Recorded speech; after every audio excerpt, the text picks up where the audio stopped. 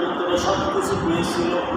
মন কর নাকি আল্লাহ পাক যে তাওরাত কিতাব নাজিল করছিলেন মুসা আলাইহিস সালামের উপরে, এই তাওরাত কিতাবের ভিতরে সব মোটামুটি বিস্তারিত ছিল। নবীদের ইতিহাস, কোন নবী আসবেন, কী হবে, আমাদের নবী সিরত তাওরাতের ভিতরে আল্লাহ উল্লেখ করে দিয়েছে ওই সময়ের ভিতরে।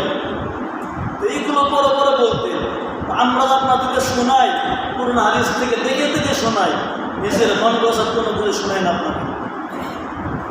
নিজের মন করা কিছু বললে শোনাইলে পাপ হবে, গুনাহ হবে, মিথ্যাবাদী, সে মিথ্যাবাদী ওয়াইজ কবিরা গুনাহ হবে।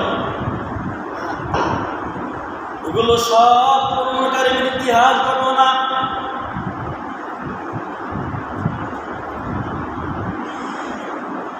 জ্যোতিষী যখন নমরুদকে বলল, আপনার এই দেশের ভিতরে এমন এক বাচ্চা জন্মগ্রহণ করবে, এই বাচ্চাটা আপনার রাজত্ব খতম করে দিবে। নমরুদ এই কথা শোনার পর তাহলে হুকুম জারি করে দিলেন,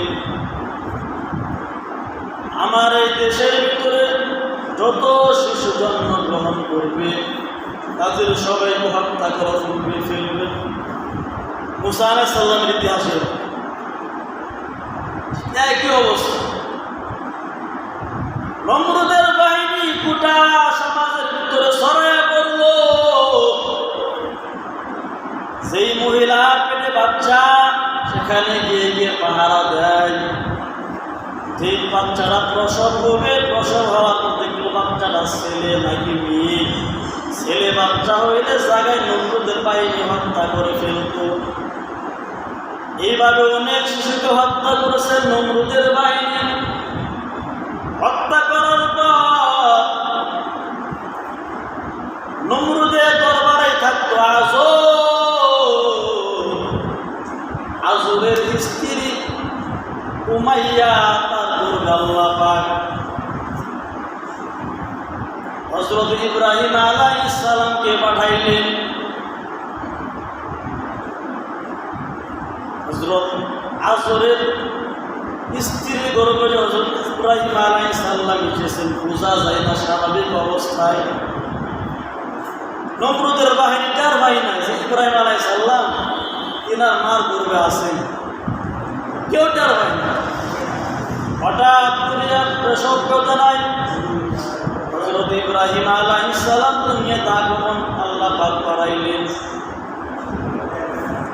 হযরত ইব্রাহিম আলাইহিস সালামের জন্মের পরে কোনো কান্নাকাটি নাই, কোনো আওয়াজ নাই। কারণ কান্নাকাটি হইলে নমরুদের বাহিনী ধরে ফেলবে, হত্যা করে ফেলবে, মেরে ফেলবে। হযরত ইব্রাহিম আলাইহিস সালামের মা হযরত ইব্রাহিম আলাইহিস সালাম কেমনে হেফাজত করবেন? যদি নমরুদের বাহিনী জানতে পারে ইব্রাহিম দুনিয়ার জমিনে কদরবর করেছেন, জায়গায় হত্যা করে ফেলবে। আল্লাহ পাক কেমন প্রস্তুতি পাবে হযরত ইব্রাহিম আলাইহিস সালামকে হেফাজত করবে। দেখেন, শুনেন, হযরত ইব্রাহিম আলাইহিস সালামের একটা গর্ত করলেন। বিশাল বড় গর্ত করার পরে এই গর্তের ভিতরে হযরত ইব্রাহিম আলাইহিস সালামকে লুকায়া রাখলেন। সুবহানাল্লাহ। কোনো কান্নাকাটি নাই, গর্তের ভিতরে লুকায়া রাখলেন। গর্তের মুখের উপরে বিশাল একটা পাথর দিয়ে রাখলেন। হযরত ইব্রাহিম আলাইহিস সালামের কোনো কান্নাকাটি নাই, কোনো আওয়াজ নাই। আর নিজে স্বয়ং আল্লাহ পাক হযরত ইব্রাহিম আলাইহিস সালামকে হেফাজত করতেছে। সব আল্লাহ পাকের ইশারায় কাজ করতেছে। বলে অন্য শিশুরা 1 মাস যতটুকু বড় হয়, পয়গম্বর ইব্রাহিম আলাইহিস সালাম একদিন আল্লাহ পাককে তাকে ততটুকু বড় বানায়া দেন। সুবহানাল্লাহ। একজন শিশু 1 মাস যতটুকু বড় হইতে পারে, আর আল্লাহ পাক হযরত ইব্রাহিম আলাইহিস সালামকে একদিনে ততটুকু বড় বানায় দেন। চিন্তা করছেন কার কুদরত? আল্লাহ পাকের কুদরত। এইভাবে আল্লাহ পাক হযরত ইব্রাহিম আলাইহিস সালামকে বড় করতেছেন। কারণ সময় তো কম, আস্তে আস্তে বড় হইলে নমরুদের বাহিনী জেনে ফেললে হযরত ইব্রাহিম আলাইহিস সালাম হত্যা করে ফেলবে। এজন্য আল্লাহ পাক দ্রুত বড় করতেছেন। এইভাবে আল্লাহ পাক হযরত ইব্রাহিম আলাইহিস সালামকে বড় করে ফেললেন। অন্য অন্য যুবকদের মতো যুবক হয়ে গেলেন। তখন একটু বড় হইলেন, আল্লাহ পাকের কি মহিমা! ইব্রাহিম আলাইহিস সালামকে পক্ষ থেকে নিয়ে আসলেন, পাহাড়ের নিচে রাখছে। ওখান থেকে নিয়ে আসার পর হযরত ইব্রাহিম আলাইহিস সালাম সব কিছু তাকায় তাকায় দেখলেন, মাকে যেরকম একটা কি মা বলে গাছ। ইব্রাহিম আলাইহিস সালাম মা আসমানের দিকে তাকায় দেখতে আকাশ, বলে মা এটা কি? বলি এটা জমি। আর কিছু তো দেখে নাই, চিনেও না। মা বাবা সব কিছু শিখাইতেছেন হযরত ইব্রাহিম আলাইহিস সালামকে।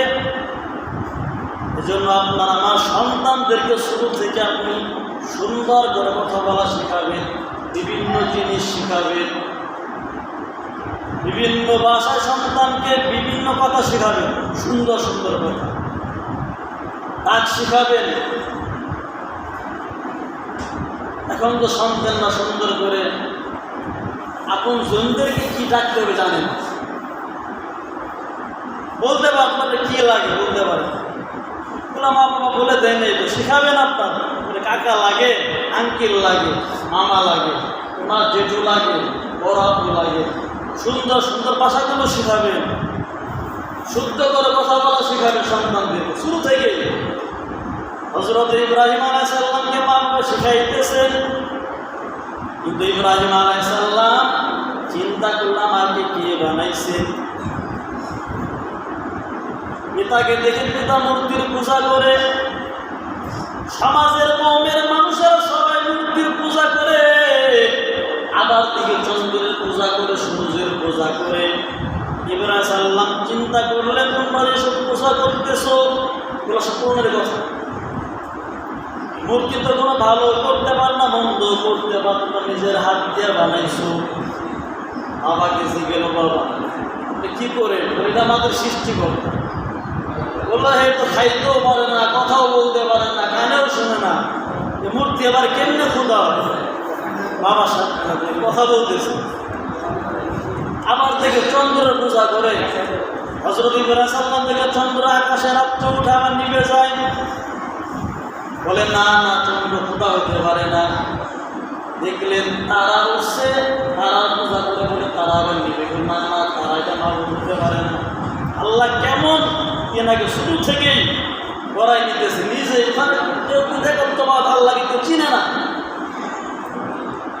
দিনের বেলা সূর্য উঠছে, আল্লাহ পাক দেখাইতেছেন সূর্য উঠছে। তারা সূর্যের পূজা করে, আবার সন্ধ্যাবেলা সূর্য উঠতে যায়। ইব্রাহিম আলাইহিস সালাম বলেন না, সূর্য কোনো খোদা হতে পারে, সৃষ্টিকর্তা হতে পারে না। কারণ যে সূর্য উঠতেছে ডুবতেছে, তারা উঠতেছে, চন্দ্র উঠতেছে আবার ডুবতেছে, এগুলো খোদা হতে পারে না। এগুলো নিজের তিনি বলতেছে, এগুলো সব কোরআনের কথা। এভাবে সব কিছু খণ্ডন করলে না না, এগুলো সব কিছুর পিছনে বান্নাওয়ালা একজন আছেন। তিনি কি? সবাই তো বললেন না, নিচের দিকে বাতাস থাকে আদায় ঘুমাই গেছেন ভাই। সব কিছু বান্নাওয়ালার মালিক কে? আল্লাহ। আরো জোরে বলেন আল্লাহ। হ্যাঁ, জোর দিয়ে বলতে হবে, তাহলে আমাদের ঈমান পরিপূর্ণ। বিশ্বাস করা লাগবে আমরা সবাই মুমিন ঈমানদার, যা আমাদের আমলের গতি। ওই সময় সবাই ছিল বেঈমান, আল্লাহকে মানত না, চিনত না। আপনারা যেন বললেন যে আমাদের সব কিছু বানাওয়ালা একমাত্র আল্লাহ, কিন্তু তারা এই কথা বিশ্বাস করতো না, মানত, মুখে বলতো না। আমগরে বানাইছে মূর্তি, আমগরে বানাইছে সূর্য, আমগরে বানাইছে চন্দ্র তারা, কিন্তু আমগরিগুলা বানাইছে না। আওয়াজ দিয়ে বলতো আমাদের বান্নাওয়ালাকে আল্লাহ, সব কিছু বান্নাওয়ালার মালিককে আল্লাহ। আপনার ঈমান পরিপূর্ণ, ঈমান, আপনার আমার সঠিক ভেজাল নাই। আল্লাহ, আরো জোরে বলেন আল্লাহ। সব কিছু বান্নাওয়ালার মালিককে আল্লাহ, আপনার ঈমান পরিপূর্ণ, ঈমান, আপনার আমার সঠিক ভেজাল নাই। আল্লাহ, আপনার ঈমান পরিপূর্ণ, ঈমান, আপনার আমার সঠিক ভেজাল নাই। আল্লাহ, আপনার ঈমান পরিপূর্ণ, ঈমান, আপনার আমার সঠিক ভেজাল নাই। আল্লাহ, আপনার ঈমান পরিপূর্ণ, ঈমান, আপনার আমার সঠিক ভেজাল নাই। দুনিয়ার কেউ কিছু করতে পারে না, কেউ কোনো ক্ষমতার মালিক না, কিছুই করতে পারবে না। আল্লাহ চাইলে সব কিছু হয়, আল্লাহ চাইলে কিছুই হয় না। এক আল্লাহর বান্দা রিক্সা ভিতরে উঠছে, ওঠার পরে রিক্সা দিয়ে চলতেছে, পিছনে তাই কাপড়ের নাস্তি বলতেছে, বলে আসমান জমিন সব কিছু এমনি এমনি চলে, এগুলো বান্না বলা কেউ নাই, এগুলো এমনি এমনি হয়েছে, এমনি এমনি চলতেছে। রিক্সাওয়ালা ছিল খুব বুদ্ধিমান, যে করলো কি রিক্সা থামাই দিছে। এখন তো রিক্সা চলে না, আর পিছন থেকে ওই নাস্তিকে কয় রিক্সা চালাও না কেন? আরে বলতেছে রিক্সাওয়ালাকে, নাস্তিকে বলে না না রিক্সাতে একলা একলাই চলবে। রিক্সাওয়ালা কি বলে? রিক্সাতে একলা একলাই চলবে। পিছন থেকে নাস্তিক ডাকতে বলতেছে না না, রিক্সা একলা একলা চলতে পারবে না, এটা চালাতে হবে, চালানোওয়ালা হলো তুমি, ড্রাইভার তুমি চালাও। কে বলতেছে? নাস্তিক বলতেছে। এবার রিক্সাওয়ালা ডাকতে বলে, এই রিক্সা যদি চলতে হয়, যদি একজন চালক থাকে, একা একা রিক্সা চলতে পারে না, তাহলে এই দুনিয়াটা চালানোর জন্য একজন আছেন, তিনি কি? নাস্তিকের তো মাথা গরম, ঠিক কথাই তো বলছে। রিক্সা যেহেতু একা একা চলতে পারে, চালক আছে, ওই দুনিয়ার একজন চালনা পরিচালনা করনেওয়ালা, একজন রব, একজন মালিক, তিনি কে? আল্লাহ। এটা বিশ্বাস করবেন মৃত্যুর আগেও মৃত্যুর পরেও। কিন্তু মৃত্যুর পরে কাফেররা বুঝবে সব কিছু আল্লাহ করছে, কোনো লাভ হবে? কোনো লাভ হবে। এজন্যই মৃত্যুর আগে সব দিল থেকে বলবেন বান্নাওয়ালা, করনেওয়ালা, ইজ্জতের মালিক, হায়াতের মালিক, মৌতের মালিক, সব কিছুর মালিক কে? আল্লাহ। আল্লাহ। ওটা দিলের ভিতরে গাইতে রাখবে। ঠিক এইভাবে ইব্রাহিম আলাইহিস সালাম সবাই দাওয়াত দিলেন। এগুলো কোরআনের ইতিহাস, তরজমা তাদের শোনাইতেছি। কিন্তু তিনার পিতা আজও গ্রহণ করলেন না, কওমের কেউ গ্রহণ করলেন না।